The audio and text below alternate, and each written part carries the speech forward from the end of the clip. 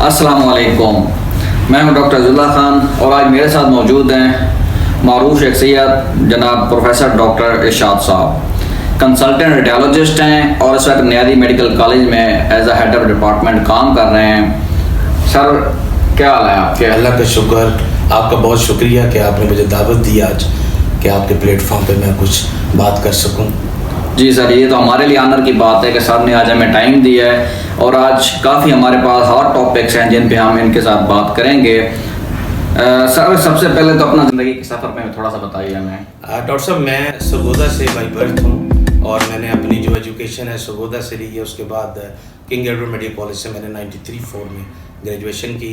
उसके बाद म्यू में हाउस की, फिर फर्दर मुख्तलिफ हॉस्पिटल्स में काम किया लाहौर के। DMRD मैंने LGS से किया, फिर मैंने MCPS गंगाराम से किया और फेलोशिप मैंने शेख ज़ैद से की है। और उसके बाद मैं काफ़ी जगह पे काम करता रहा हूँ as a SR, assistant professor, associate, और आजकल करंटली मैं अपने शहर सरगोदा में एक बहुत अच्छे प्राइवेट ऑर्गेनाइजेशन है नियादी मेडिकल कॉलेज, उसमें एज ए प्रोफेसर और HOD काम कर रहा हूँ। सर आपका एक बहुत गहरी नज़र है सियासत के ऊपर और सियासत का हर प्रोफेशन के ऊपर कोई ना कोई इम्पैक्ट होता है, तो मेडिकल प्रोफेशन के ऊपर इसका क्या इम्पैक्ट है?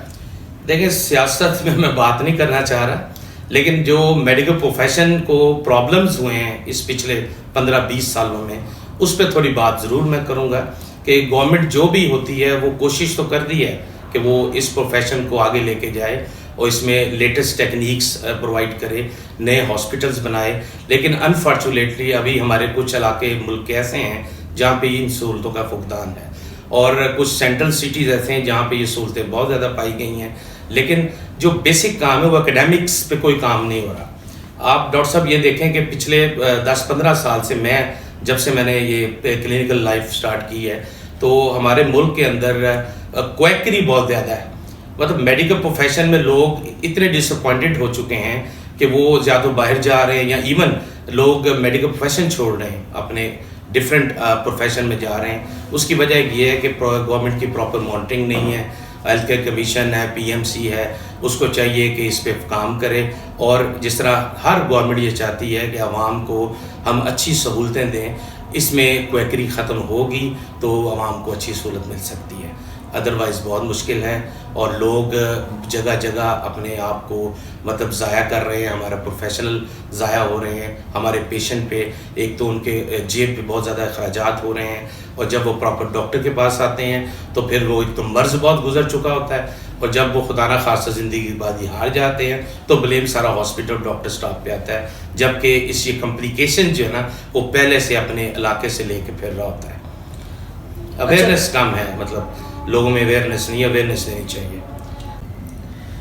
अच्छा सर, हमारे मुल्क में दिन ब दिन प्राइवेट मेडिकल कॉलेजेस बहुत ज़्यादा बनते जा रहे हैं, फिर उनकी फीसेस में काफ़ी होशरबा इजाफा हो रहा है, तो इस पे आपका क्या ख्याल है और गवर्नमेंट को इनके ऊपर क्या एक्शन लेना चाहिए? देखें, इसमें कोई शक नहीं है कि पिछले 10-15 साल से पाकिस्तान के अंदर मेडिकल कॉलेजेस बहुत ज़्यादा बने हैं, जो कि प्राइवेट सेक्टर में बहुत ज़्यादा हैं और पब्लिक सेक्टर में बहुत कम है। देखिए, दो चीज़ें, फ़ीस का जहाँ तक मामला है ना, मैं समझता हूँ कि इंफ्रास्ट्रक्चर इतना महंगा है मेडिकल कॉलेज का कि फ़ीस पे कंप्रोमाइज़ शायद ना हो सके। ये तो ऑनर्स से बेहतर जानते हैं, गवर्नमेंट जानती है, लेकिन मैं एक सजेशन देना चाह रहा हूँ अपने प्राइम मिनिस्टर को, अपने हेल्थ सेक्रेटरी को, अपने मिनिस्टर्स को, कि वो एक काम कर सकते हैं। डॉक्टर साहब, आप देखें कि पंजाब यूनिवर्सिटी है, एग्रीकल्चर है, जितनी भी यूनिवर्सिटीज़ हैं वहाँ पे MBA हो रहा है, लॉ हो रहा है और तमाम BS, MSc, MPhils हो रही हैं, वो इवनिंग में भी हो रही हैं। तो वाई नॉट मेडिकल का ग्रेजुएट इवनिंग क्लास ले ले। इसमें दो फ़ायदे हैं, इंफ्रास्ट्रक्चर बना हुआ है, उतने 200-300 लड़के जो सुबह पढ़ रहे हैं वो शाम को भी पढ़ेंगे, डबल उसकी तादाद होगी और इंफ्रास्ट्रक्चर सेम है, फैकल्टी का इजाफा होगा, फैकल्टी को फ़ायदा, आप रोज़गार मिलेगा डॉक्टर को। मैं समझता हूँ कि गवर्नमेंट को चाहिए कि इवनिंग क्लासेस शुरू करें, इससे ये फ़ायदा होगा कि आप देखें MD कैट में इस दफ़ा 90+ लोगों को एडमिशन मिल रहा है या 88-89 है, तो आप समझते कि 80% वाला कोई नालायक तो नहीं है बेचारा, 70% नालायक तो नहीं है। अगर ये तादाद डबल हो जाए तो मैं समझता हूँ कि बहुत अच्छा हो जाएगा और लोग भी दुआएं देंगे, स्टूडेंट भी दुआएं देंगे आपको कि गवर्नमेंट ने अच्छा काम किया है।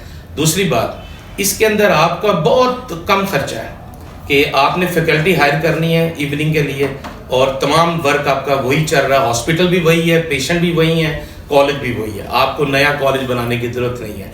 प्लस आप देखें इतनी मुनासिब फ़ीस के अंदर अगर एक अपना शहरी तालीम हासिल कर ले तो इससे अच्छी बात क्या है।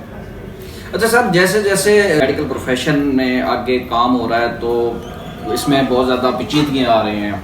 एमडी कैट जैसा कि आप देख लें कि एक तो एमडी कैट थोड़ा सा इसके ऊपर मुख्तलिफ चीज़ें सुनने को मिलती हैं नेगेटिव, तो आपका क्या ख्याल है एमडी कैट के बारे में कि ये इसको गवर्नमेंट को कैसे लेना चाहिए या इसको ख़त्म कर देना चाहिए? देखिए, मैं एमडी कैट के हक़ में नहीं, उसकी वजह ये है कि बच्चा एफएससी करता है, इतनी मेहनत करता है, आप एफएससी को मॉनिटर करें, उसके अंदर करप्शन नहीं होनी चाहिए, हमारे बोर्ड्स के अंदर करप्शन नहीं होनी चाहिए। एफएससी के मेरिट से आप मेडिकल का मेरिट बनाएं, उसके बाद बच्चे एनुअली दे रहे हैं वो देते रहें, ठीक है, अब एंटर करें अपने आप को फील्ड के अंदर।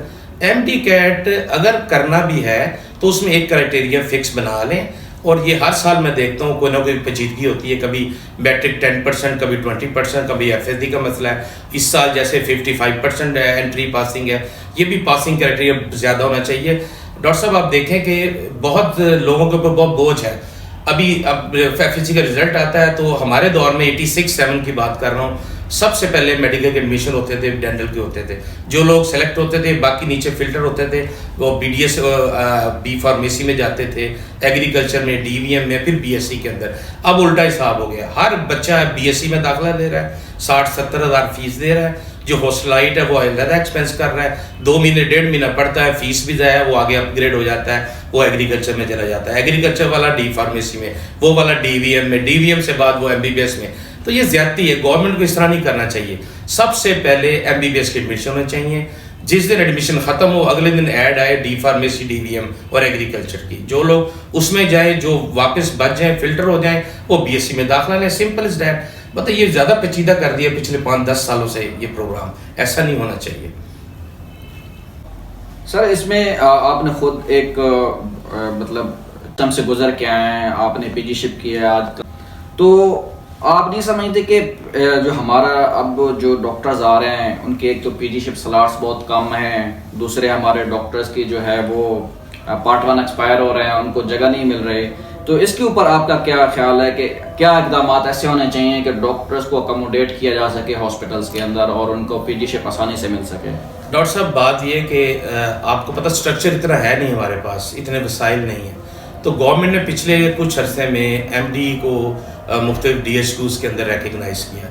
मैं समझता हूँ जितने डीएचक्यूज़ हैं वो हमारे एज़ कम्पेयर टू, मतलब आप नीचे देखें ना तो प्राइवेट सेटअप कुछ ऐसे भी हैं जो हमारे डीएचक्यू से बेहतर है। तो मेरा मशवरा ये है कि तमाम डीएचक्यूज़ में ट्रेनिंग्स होनी चाहिए, मैक्सिमम ट्रेनिंग्स कराएं, एमसीपीएस कराएं, ठीक है, और डिप्लोमास कराएं, फेलोशिप कराएं और एमडी कराएं, और तमाम डीएचक्यू को रिकगनाइज किया जाए। स्पेशली आप देखिए रेडियोलॉजी है, एनेस्थीसिया है, डर्माटोलॉजी है, इसमें लोग ही नहीं है, और इन चीज़ों में क्वैकरी बहुत जा रही है। फिर इसी वजह से कि डॉक्टर प्रॉपर नहीं मिलता और क्वैक्स को मौका मिलता है कि वो जाके काम कर रहे हैं, और हमें हमारी जो अवाम है, हमारे जो पेशेंट हैं, उनको एक नुकसान पहुंच रहा है, और स्टूडेंट को नुकसान ये पहुंच रहा है कि उनका टाइम ज़ाया हो रहा है। ठीक है, जो लोग अपनी अटैचमेंट चाह रहे हैं पार्ट 2 की या एमडी की, उनको 2-2, 3-3 साल, 4 साल इंतज़ार करना पड़ता है, उनका एक जो रिदम है वो टूट जाता है, तो कुछ लोग तो फिर ज्वाइन ही नहीं करते।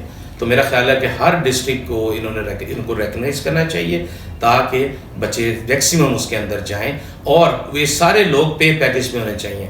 मैंने अपने दौर में अनपेड की है, बड़ी तकलीफ दे थी। आप देखें ये मुमकिन नहीं है कि आप पे के बगैर काम करें, वो इतना इम्पोर्टेंट काम है, इंसानी जान से आपने बेसिकली उसको बचाना है, ना कि उसको आपने गंवाना है। ठीक है, और डिप्रेशन इतना ज़्यादा है विदाउट पे कि मेरा ख्याल मुश्किल है, इस तरह नहीं करना चाहिए। सर आपने एक बड़ी अच्छी बात की है एमसीपीएस के बारे में, तो सर गवर्नमेंट को चाहिए नहीं कि एमसीपीएस की भी स्लॉट्स ज़्यादा करे और इसके अंदर भी डॉक्टर्स को मैक्सिमम अकोमोडेट करे, क्योंकि जो एफसीपीएस वाले डॉक्टर्स हैं वो नहीं जाना चाहते। यही मरकज़ सेहत पे वहाँ पे जो अतायत है वहाँ पे बहुत ज़्यादा चल रही है, तो ये जब एमसीपीएस वाले वहाँ पे जाएंगे तो वहाँ पे वो ज़्यादा अच्छे तरीके से परफॉर्म कर सकते हैं, अपनी खदमात लोगों को प्रोवाइड कर सकते हैं। जी, मैं यही कह रहा हूँ कि जितने भी डिस्ट्रिक्ट हेडक्वार्टर्स हैं, मैं एग्जांपल देता हूँ, सरगोदा डिवीजन के अंदर जोराबाद है, सरगोदा है, उसका खुशाब है, इन सब को रिकगनाइज करना चाहिए। जहाँ जहाँ पे कंसल्टेंट बैठे हैं वो एमसीपीएस की ट्रेनिंग कराएं, डिप्लोमा कराएं। ठीक है, ये बहुत ज़रूरी है। अदरवाइज़ हमारा स्ट्रक्चर बहुत ख़राब हो जाएगा। मैं आपको बता दूं, क्योंकि डॉक्टर्स की तादाद बहुत ज़्यादा है और पोस्ट ग्रेजुएशन की में आपको सीट नहीं मिलती और इसी तरह लोग बेचारे जलील हो रहे हैं। और अगर ये इस तरह हो जाए तो मैं समझता हूँ कम अज़ कम एक स्पेशल लेवल का बंदा आपको तहसील लेवल पे और गांव में मिल सकता है।